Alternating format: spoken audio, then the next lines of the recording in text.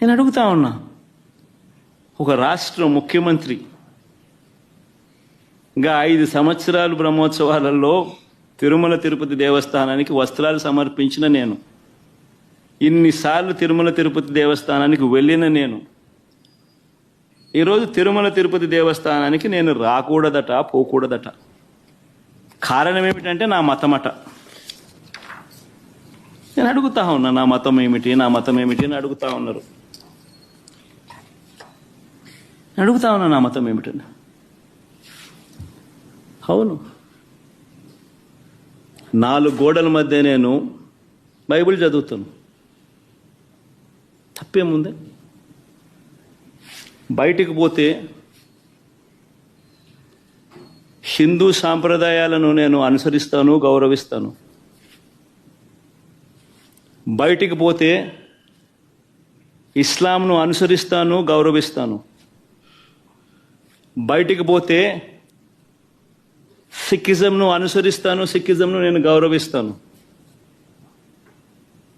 నా మతం ఏమిటని అడుగుతా ఉన్నారు. నా మతం మానవత్వం. డిక్లరేషన్లో రాసుకుంటానేమో రాసుకుంటా.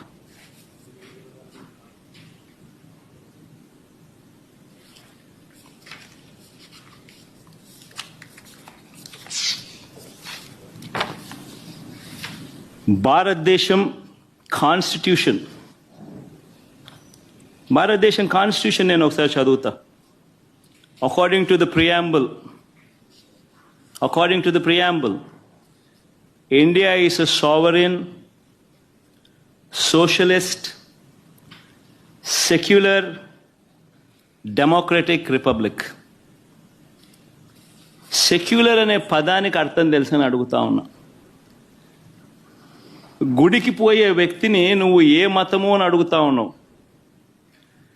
ఏ మతము అని చెప్పకపోతే గుడిలోకి ఎంటర్ కాకూడదు అని అంటా ఉన్నావు. సెక్యులర్ దేశం అని చెప్పి చెప్పుకుంటా ఉన్నాం. ఒక ముఖ్యమంత్రిగా పరిపాలన చేసిన వ్యక్తి పరిస్థితే ఇది అయితే ఇక ఆ దళితుల పరిస్థితి ఏమిటి? గుళ్ళలోకి పోగలుగుతారా? పోయే పరిస్థితి ఉందా? పోనిస్తారా? రానిస్తారా? ఏం చేస్తా ఉండు? నిజంగా రాజకీయాల్లో మతం పేరుతో రాజకీయాలు చేయడం ఎంత దౌర్భాగ్యమో.